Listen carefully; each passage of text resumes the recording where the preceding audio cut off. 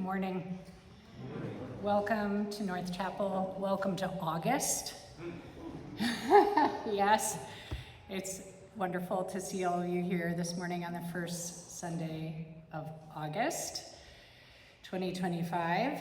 My name is Hope Yeager. I'm the service coordinator today. If you're visiting, we invite you to sign our guest book, which is at the back of the sanctuary. So moving on to announcements, Tatum is here to provide the children's program, and here also is your reminder to silence cell phones and pagers and things that make noise for during our service. After the service today, the coffee hour will actually be lemonade on the front porch, so we can all gather out there. There are large print orders of service at the back, and also hearing devices on that back table for those who need them. And there are many announcements in the order of service and on the church website about what's happening here in North Chapel, and I recommend you take a look at those at some point. Also, while we're on announcements, there is a blood drive here Friday, August 8th, starting at 11:30 in the morning until 5 in the afternoon. So, there are posters of this? Yes. Joanne, yes. Thank you, for people to take home as a reminder. Excellent. So the worship theme for the month of August is inclusion. So for opening words this morning, I'm going to read to you the Sherry Woodbury poem that's in your order of service that the worship committee selected with Jane Hufferdine's help to articulate our hopes about inclusion for ourselves and our community. To all who are yearning for community, come in, be among us. To all who are just getting started, to all who long to go deeper, to all with tender places needing care, come in, be among us. To the ones who have healed and have care to give, for those who are curious and hungry to learn, for those who know that they have something to teach, come in, be among us. For the ones who are just beginning to suspect they might nurture others becoming. To the young and the old, the innocent and the jaded, the fresh of mind and the deeply steeped, there is room here for each and every one. Come in, be among us. We'll now have a moment of meditation.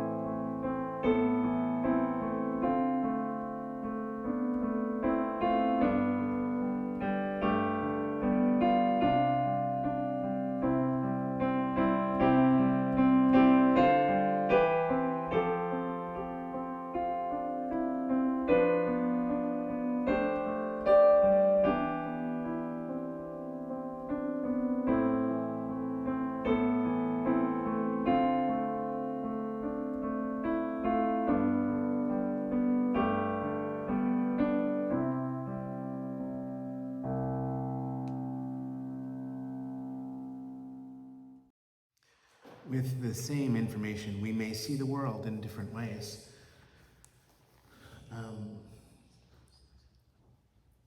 I don't like email to begin with, and I had received an email from my friend Ginny inviting me to a birthday party. And I thought, let me be really good about it this time, and I typed out, I'd be glad to come, can I bring anything, and is this still your address? Something perfectly reasonable. And then I didn't press send, I forgot. So she texted me a few days later and said, I never heard back from you. Do you want to come to the party? And I said, oh yes, I'll just go ahead and send that email that I just must have not sent. This is in my draft folder, I'll just send it along. And then I forgot. So she calls me a third time and she says, I still haven't heard from you. And I said, oh my God. So I went right to the email and I wrote out, I thought I'd resent this. And I sent it along, and I saw that it got delivered.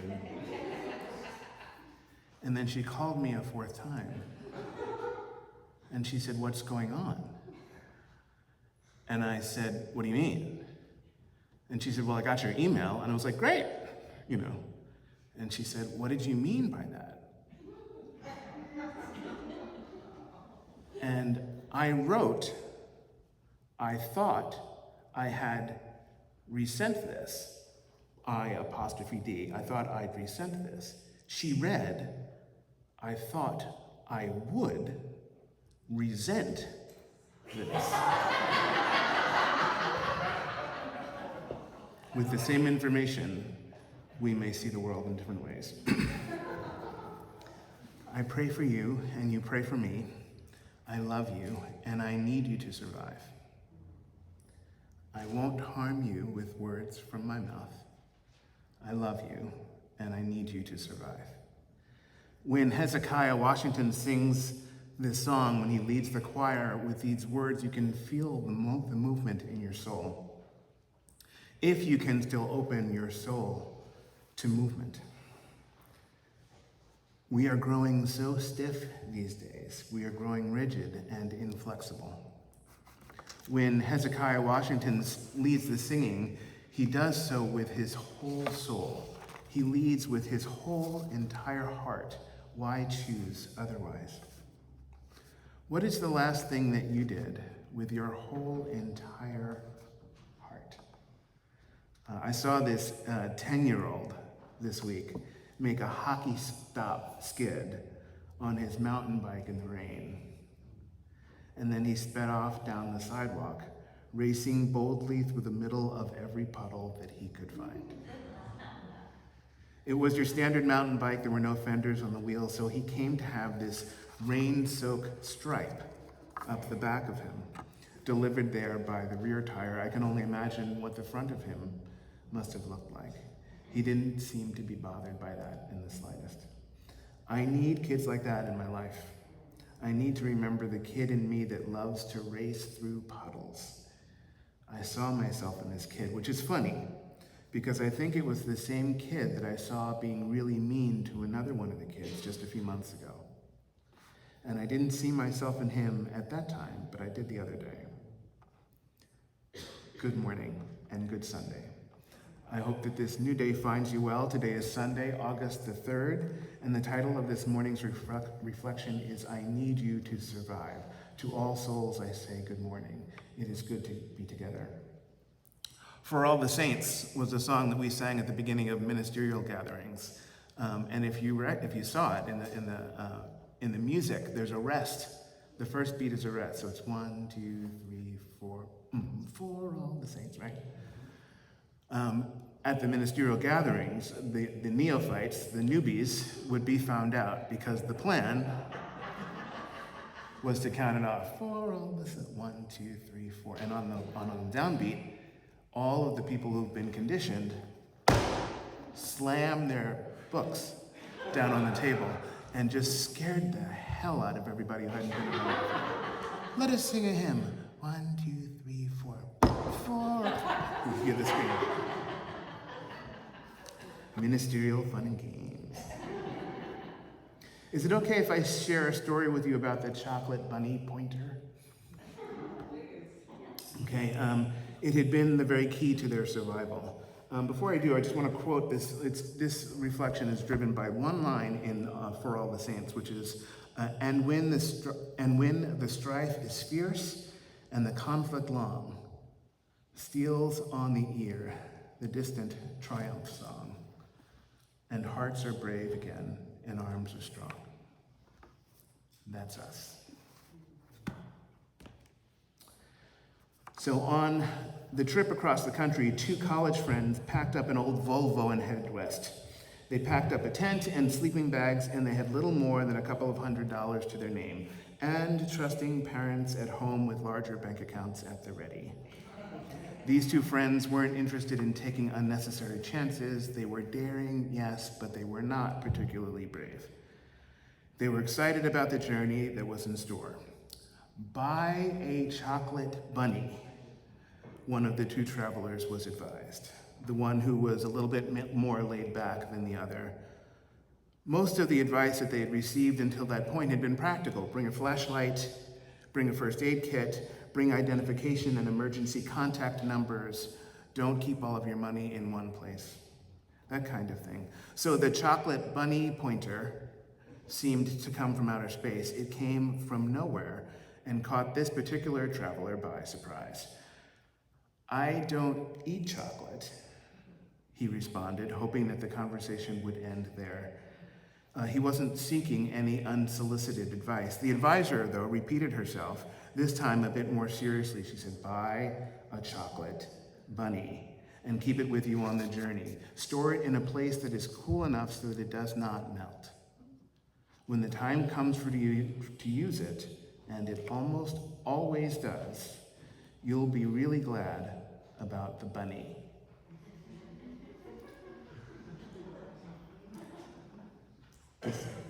I don't know why that was particularly funny laughter.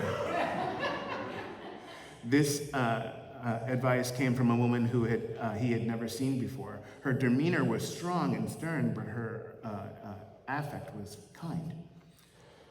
The wisdom of what she said would become more obvious in hindsight, but at the time it didn't make very much sense. She said, perhaps from experience, that most post-college trips across the country are rarely free of personal drama and interpersonal disaster. Ongoing arguments between friends in a car over hours and over hundreds and thousands of miles. This turned out to be the case, and it all started over nothing, over driving style preferences. How high do you rev the engine before shifting out of second gear into third gear? The 2 college friends had differing opinions on the subject, and thanks to college, they could express those opinions with a rather impressive vocabulary. One friend was high-strung. He was a high-rev, high-maintenance kind of guy. The other friend was low-key. He was a low-rev, low-maintenance type. The high-rev friend was impatient, and it was like that he had lightning bolts strapped to his sneakers. He was always on the go, fast and urgent. He was constantly on the move. The low-rev friend, on the other hand, had a stillness in his soul, which utterly annoyed the other guy to no end, and yet, somehow, they were drawn to one another. Opposites attract, I suppose. They were low and high revolution drivers. They were low and high maintenance friends. And that was just fine for a while, north from central New Jersey and then west through the state of New York, moving towards Niagara Falls underneath Lake Ontario. It was just fine through parts of Canada and into Michigan. It started getting harder west of South Bend, Indiana, but that didn't slow them down very much. They made it past Chicago, they made it past Madison, they made it past Minneapolis, but the fighting got really bad in the Badlands. South Dakota almost did them in, and wide Wyoming was worse. It was there that they just stopped talking. It was hard for both of them. They just couldn't do much of anything but fight. They couldn't do the practical things. They couldn't even say the practical words. So much for college and an impressive vocabulary. Of what good are so many words when we cannot make meaning with our lives? In the midst of their fighting, they stopped for an early lunch, a roadside place, a trucker stop. They ate quickly. They changed drivers and they got back in the car, but heading east, away from their destination. The high rev guy, the high maintenance guy, was doing the driving at this point, and he didn't notice that he was going in the wrong direction. The low-key guy surely did, and he tried to share the news, but he couldn't get more than a few words out before he got shut down and shut up. He tried again, and then he tried a third time, but the driver was not listening. So he opened up his journal and he began to write. And he wrote down his passions until they matured into poetry. He wrote loving and sorrowful words that began to soften his heart of that moment in time and of the conflict that they were in. He wrote, "This feels like the same place. I think we've been here before. When you had lightning on your feet, and I wore a deep blue band around my arm. Do you remember me?" The deep blue band was a private reference. It recalled a beautiful thing that had happened back at Walden Pond in their college years. Walden Pond is where Ralph Waldo Emerson and Henry David Thoreau spent a lot of time 200 years ago, thinking about the nature of the spiritual world. Anyway, the two friends had been sitting quietly by the water's edge in Walden for some time, and the ducks had become quite comfortable with them. Brown ducks, female mallard ducks, beautiful but fairly average-looking ducks, until one of them fanned her wings and revealed her brilliant blue iridescence.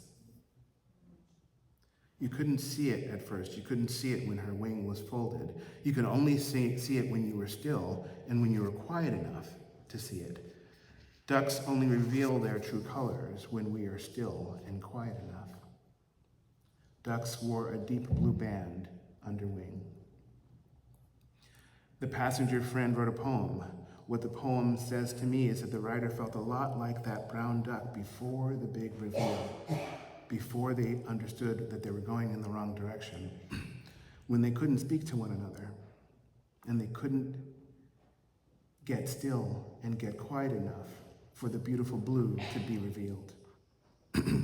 He wrote, "This feels like the same place. I think we've been here before when you had lightning on your feet and I wore a deep blue band around my arm. Do you remember me? I went walking yesterday. I was finding me a way to fly. And for the wind to come my way, I'm busy thinking about, well, maybe if I try. And so I hold out my hand, still unsure of what I might find as the rise and fall of winds recall a time I left behind, deep in your memory and so many miles away."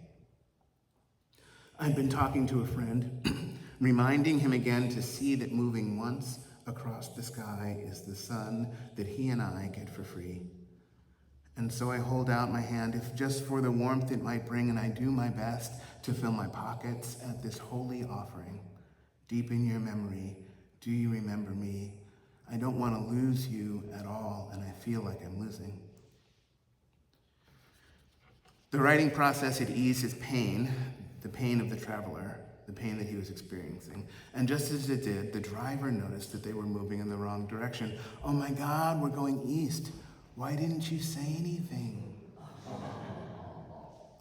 And at this, the passenger smiled a soft smile and took a breath and said nothing at all. And the driver said, "You did try to tell me, didn't you? And I wasn't listening because I was too angry." And the passenger said, "I was being hard on you about the way that you were driving. I was only trying to be clear, but I think I may have sounded mean. I'm sorry. I didn't mean for that to happen," the passenger said. And they found a place to turn around, and they opened up a bag of chips, and they set out boldly going west again.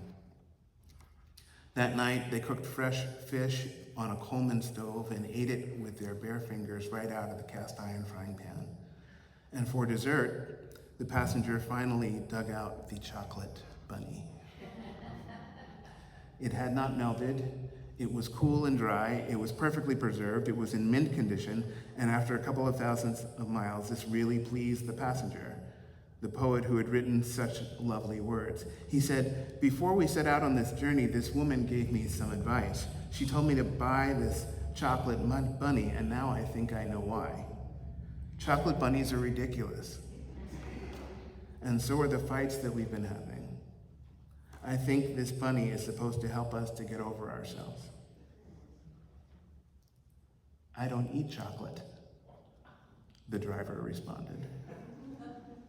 And he said, "That's not the point. Neither do I." And the passenger poet said sharply, still slightly frustrated, slightly defeated, slightly exhausted, and slightly mad, "The point is," and he took a breath and lowered his expectations. And he said, "The point is that beyond all of our ridiculousness, in spite of how foolish we can be, sometimes, both of us, we never have to compromise our friendship. We never have to sell ourselves short. We can choose to never be less than brothers." And there was a silence, and there was a stillness in the air. Even the fire was quiet for a moment. It seemed like an almost sacred time, marking the end of a very difficult day. I mean, Hollywood could not have scripted it any better. And then the other friend said, "You mean to tell me that you bought a chocolate bunny in New Jersey? A chocolate bunny that neither one of us can eat, and you stowed it away and carried it over state lines and borders and time zones and mountain ranges to tell me not to be ridiculous and foolish about a friendship? What kind of idiot does that? That has to be the coolest thing I have ever heard. And I love you with my whole heart. So again, I ask you, what is the last thing that you did with your whole heart? Was it resolving conflict with friends or family, or settling a dispute of some kind? Was it racing through puddles and making hockey stops in the rain on a mountain bike? Or was it prayer? If you're like me, it was prayer. Prayer can be the hardest thing one can do with one's own heart, especially in the presence of fear or in the aftermath of injury. We tend to stiffen, we tend to fight in the presence of fear and in the aftermath of injury. Sometimes it feels like it's almost impossible for us to continue in the right direction so quickly, without even knowing it, we've spun ourselves around and we're doubling back. We're retreating to what we think are safer places. We get scared and we rush back inside an array of comfortable rigidities, the rigidities of faith and righteousness, the rigidities of race and culture, the rigidities of selective memory. Rigidity tends to oversimplify complexity.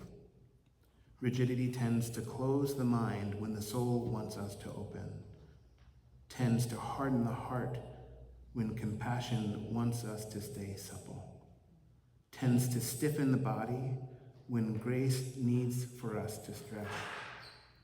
We go down the wrong roads sometimes. We go in the wrong direction. We double back unaware. We retrace our footsteps sometimes. We go round and round in circles, retracing old patterns, rehearsing old wounds, when other things are possible, when we realize that we need one another. In Maryland, we tried to sing this song. I pray for you, you pray for me, I love you, I need you to survive. I won't harm you with words from my mouth, I love you, I need you to survive. It is His will that every need be supplied. You are important to me, I need you to survive. It is God's will that every need be supplied. And we were gonna sing that song, but we got into a fight about the words. Some of us objected to the use of the word God. Some of us objected to the use of the word his to describe God. And we missed the whole part about I need you, you need me. We're all a part of God's body. Stand with me, agree with me. We're all a part of God's body. It is his will that every need be supplied. For the writers of the song were not stumbling over those words. Their intention was clear, and their intention was not dissuaded by the arguments we were having. We're not inconsistent with the arguments we were having, but we couldn't get to the good part for the sake of the argument. We couldn't find our chocolate bunny. A few days ago, someone, we don't know who, stenciled out Free Palestine onto a piece of oak tag paper and applied it to one of the rails in front of Shir Shalom. If you remember, Shir Shalom, the synagogue here in Woodstock, has a white rail fence in front of it. And on one of the central rails, they wrote in red paint, Free Palestine. Which just rippled through that community as a violation. That's our house, right? That's our larger house. We may worship here, but we're part of a larger community that includes St. James and the Congo Church and Our Lady of the Snows and Shir Shalom and all of the churches in the Upper Valley, all of the houses of worship in the Upper Valley. All of us are trying to make life meaningful. All of us are trying to make life beautiful for ourselves, for one another, trying to bring meaning to the tragedies, trying to grow strong and move forward. I don't know if you know this, but my first day here, before I started at North Chapel, I came up in the wake of Charlottesville. Remember the Charlottesville tragedy, the Unite the Right rally that happened in Charlottesville, Virginia, and a car was driven into a crowd of people and Heather Heyer was killed, several people were injured. Alex Field was the driver of that car. He's now in jail. And there were protests across the country, and I was in Boston. I was going to Boston that next weekend, and I was there with my friends, and I was like, the UUA was, at the ready, they were armed and, well, I shouldn't say armed, they were galvanized to go out into the streets and protest loudly for freedom. I knew there'd be 50,000 people there, and I knew that there would be very few people in Woodstock, and I drove to Woodstock, and I ran into Angel Urbino, who said, "Do you want to stay at my house? You have no place to stay, right?" And I was like, "Yep, no place." And she let me stay there, and I sat there, walked onto the green, and I saw this woman talking about how important it is that we don't lose trust and don't lose faith with one another. And I thought, I wish I could be saying that, but I don't have credibility in this. No one knows who I am yet, I can't say, I have important things to say, and I'm going to be the new minister. And I started to walk away, and this arm reached out, like, one of the gadget arms. They're 14, and she just grabbed me. She didn't stop talking. She just was like, and when she was done with her words, she knew who I was, and we fell into conversation. The idea that we can't stand with one another is a cosmic absurdity to us. Even as we make decisions that I don't agree with,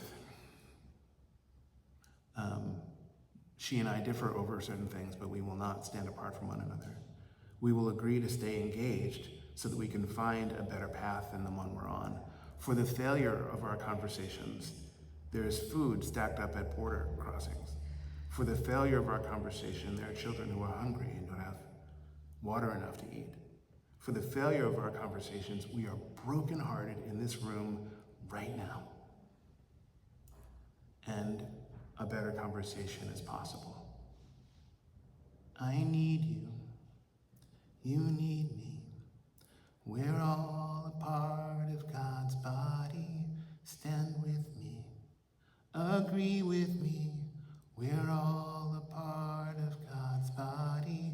It is His will that every need be supplied.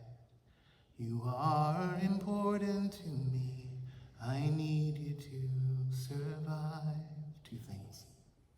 One is that the God that I recognize doesn't care about the gender of that word, and doesn't care whether you say God or not. Cares about whether or not you love one another into tomorrow. That's our charge. Two, I need you to survive has two readings, right? I need you, like, to survive, like you have the life energy that I need, and I need you to deliver it to me because I need you in order to survive. And then the other one is compassionate and empathetic, which is I love you, and whatever path you're choosing, I need you to survive. So let's hold both of those in strength. And even though the news is terrible, think about the oceans of people who are pissed off right now, who are revolutionarily angry right now, who are healing from sorrowful wounds right now. We're coming, we're strong, don't doubt it. Maybe so. Blessed be, and amen.